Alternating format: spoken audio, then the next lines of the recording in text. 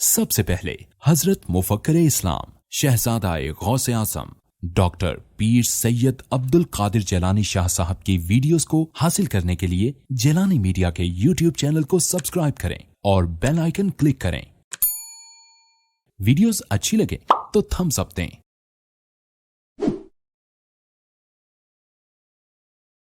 इस्लाम ने दहशतगर्दी की जो मुखालफत की है वो इन बुनियादों पर की है कि आपके कलमरो में जितने भी लोग रहते थे किसी को जबरन मुसलमान नहीं किया। इस्लाम एक इतना बड़ा मंशा था जिसके लिए वतन भी छोड़े गए, घर बार भी छोड़े गए, बीवी बच्चे भी छोड़े गए, मगर उस मकसद को पूरा करने के लिए किसी गैर मुस्लिम के साथ जबर नहीं किया गया। अगर अपना मंशा पूरा करने के लिए उन पर जबर किया जाता तो दहशतगर्दी के ज़ुमरे में आता। फतेह मक्का के मौका पर नबी करीम अलैहिस्सलाम ने फरमाया, पहली बात तो यह है कि सबसे ज़्यादा अज़ियत जिस शख्स ने पहुँचाई है वो अबू सुफियान है। ये बदर की जंग है वो भी इसी की बुनियाद पर लड़ी गई। उखद के अंदर जो जंग लड़ी गई है उसका मुसन्निफ भी यही है, और अहज़ाब में जो जंग लड़ी गई है उसकी इंगेख्त भी सभी इसी ने की है। पर आज मैं कहता हूँ कि जो अबू सुफियान के घर में दाखिल हो जाए उसको भी माफ़ी है, उसको भी अमान है। जो आदमी हथियार डाल दे उसको भी अमान है। जो काबे शरीफ में दाखिल हो जाए उसको भी अमान है। इस्लाम को दहशतगर्दी का रवादार करार देना या मजहबी पेशवाओं को इसकी हौसला अफजाई का बायस समझना यह कतन नादानी है। जिन लोगों के नज़दीक पाकिस्तान बनाना नाजायज़ था, पाकिस्तान की पे के भी हामी नहीं थे, आज दहशतगर्दी की हौसला अफजाई वही कर रहे हैं। आइंदा मुल्क में इंतखाबात भी होने वाले हैं। मुसलमानों को वो जो सियासी सोसाइटियाँ हैं, सियासी जमातें, उनको याद रखना चाहिए जो इस अरसे में मुसलमानों की जान माल तबाह करने वाले दहशतगर्दों की हौसला अफजाई करते रहे हैं, उनको माल फराहम करते रहे हैं, उनको पैसे फराहम करते रहे हैं, उनको असलहजात मुहैया करते रहे हैं। हम लोग तो वो पाकिस्तानी हैं जिन्होंने अपनी जानें भी खर्च की हैं, माल भी खर्च किए हैं। पाकिस्तान हमारे बुज़ुर्गों ने बनाया, इसलिए हम पाकिस्तान के चलाने में भी जितनी हमारी ताकत है मकदूर पर उसके साथ हैं और कब्र तक साथ रहेंगे। पाकिस्तान हमारा वतन है, हम उसकी बका चाहते हैं। जो दहशतगर्दी के हवाले से या किसी और भी हवाले से पाकिस्तान को कमज़ोर करना चाहता है, खुदा ताला उसको जलील व ख़ार करे। जो पाकिस्तान के मुनकिर थे, हम कहते थे एतकादी जुदाई को महसूस करो, तुम उस वक्त कहते थे ये मौलवियों के झगड़े हैं। आज बताओ वो मौलवियों के झगड़े सियासी झगड़ों में तब्दील हुए कि ना हुए? तुम हमें रोकते थे कि तुम गलत कहते हो, हम कहते जो इसका कलमा पढ़े उसका वफादार ना हो तो फिर मुल्क का वफादार किस तरह होगा? और नबी करीम अलैहिस्सलाम ने उन तमाम आदमियों को जो दुश्मन थे जिन्होंने शहर से निकाला था, जब सारे इकट्ठे करके सरकार के सामने पेश किए गए, सरकार ने फरमाया ला तसरीब अलैकुमुल यौम, आज मेरी तरफ से तुम पर कोई पकड़ नहीं। उस नबी के उम्मती कहाँ दहशतगर्द हो सकते हैं? दहशतगर्दी जिन्होंने पहले कभी तुर्किया के ज़माने में की है, कभी शरीफ मक्का के ज़माने में की है, दहशतगर्दी उनके विरसे में आई हुई है, वो दहशतगर्दी पाकिस्तान में भी करना चाहते हैं। उनके नज़दीक नई हुकूमतें बनाने का तरीका भी दहशतगर्दी है। हमारे नज़दीक तो नबी करीम अलैहिस्सलाम का वो तरीक़ाकार है। जिन दुश्मनों ने शहर से निकाला था, सरकार ने जब उन पर पूरा गलबा हासिल कर लिया, जो मुल्क के अंदर राजुल वक्त कानून था उसके मुताबिक वो ग़ुलाम बनाए जाने के पाबंद थे। सरकार ने फरमाया अंतुम मुत्तलक़ा, ना तुम्हें ग़ुलाम बनाते हैं, जितना माल गनीमत लूटा सारा वापस करो। सारा माल गनीमत वापस कर दिया, ढो डंगर वापस कर दिए। किसी औरत को कनीज़ नहीं बनाया गया, किसी मर्द को ग़ुलाम नहीं बनाया गया। नबी करीम अलैहिस्सलाम ने निहायत नरमी और रहमतुल आलमीनी की शान दिखाते हुए तमाम कुफ़ार पर भी मेहरबानी फरमाई और उनको वो ज़िंदगी की सहूलतें अता फरमाई। और देखिए कि जो सरकारी दो आलम अलैहिस्सलाम ने पूरा गलबा हासिल कर लिया, फरमाया उस्मान बिन तलखा कहाँ है? उसको बुला के फरमाया याद है वो वक्त जिस वक्त के मुझे तुमने धक्के देकर के काबे शरीफ से निकाला था? का याद है?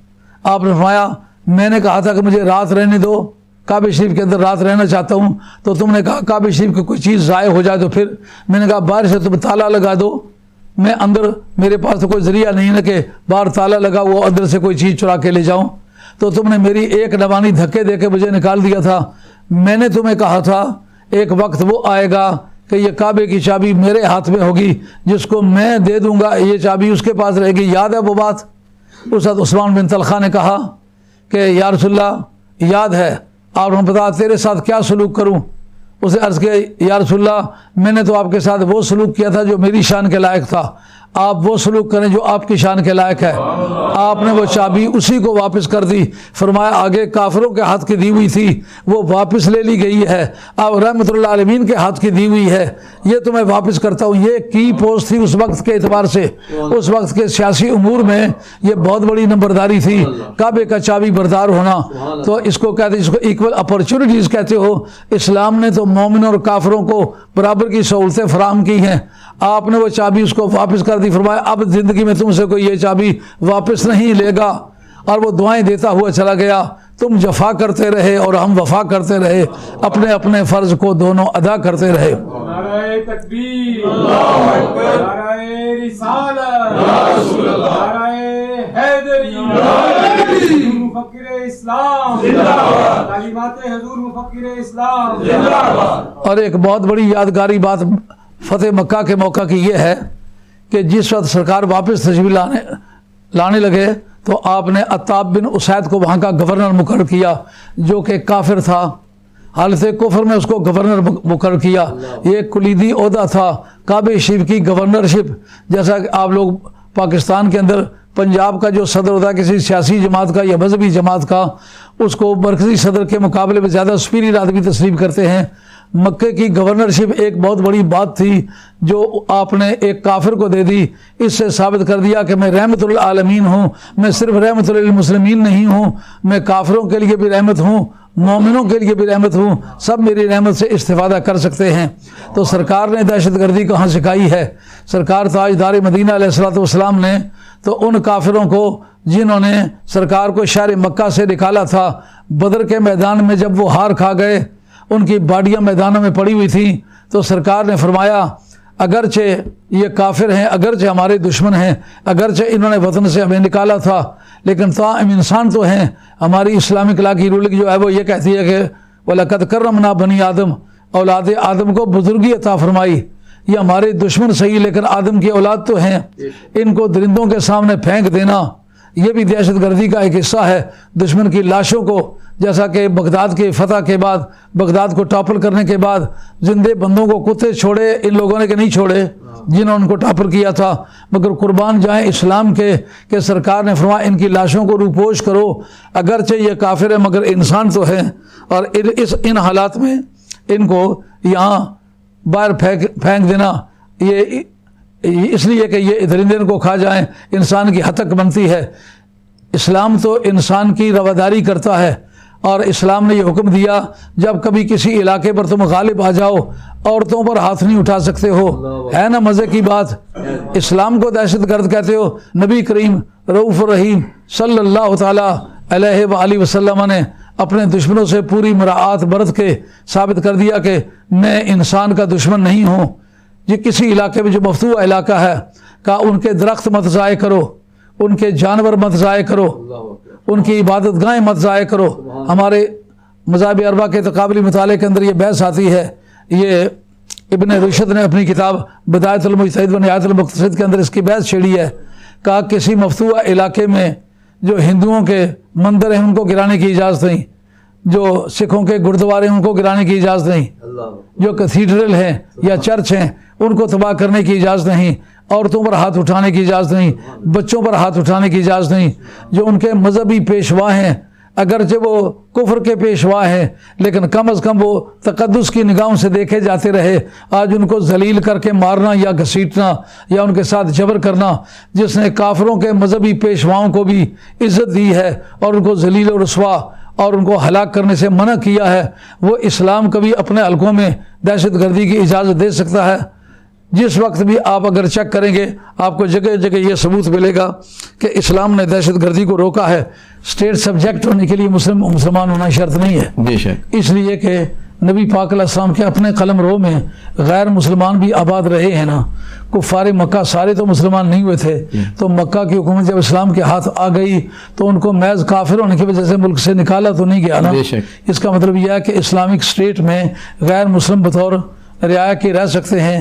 और इमाम मावरदी रहमतुल्लाह अलैह अहकाम सुल्तानिया के अंदर बयान किया है कि पहली मरतबा फलाही ममलकत जो कायम की है वो जनाब फ़ारूक आज़म रज़ियल्लाहु अन्हु ने कायम की है।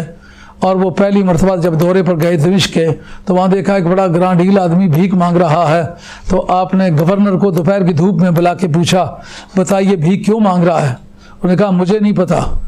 आपने फरमाया कि अगर इस वक्त कोई रसवाई का मुझे खौफ ना होता तो मैं इस वक्त तेरा पुष्ट पर से कपड़ा उठाकर दुर्रे मारता तुझे। तू गवर्नर किस बात का है जब तुझे ये पता नहीं कि तेरी हुकूमत में कोई बंदा भीख मांग रहा है। जब मैं सबको मैं बेरोज़गारी अलाउंस भी फराहम करता हूँ तो फिर ये भीख क्यों मांगता है?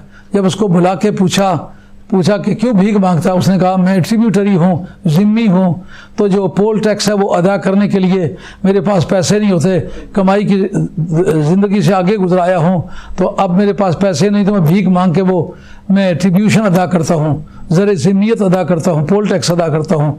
आपने फरमाया जब तक उमर दुनिया में ज़िंदा है, उमर की हुकूमत है, उस वक्त तक कोई भी आदमी जो इस्लाम के कलम रो में रहता है, उसके प्रेस्क्राइब्ड एरिया में, ख्वाह मोमिन है या काफिर है, ना उसको पोल टैक्स माफ़ है, बल्कि उसका लाजिंग, बोर्डिंग, खुराक, पोशाक, रिहाइश, बूदो बाश, इलाज, बीमारी, ये सब ज़िम्मे है हज़रत उमर के। हज़रत उमर रज़ी अल्लाह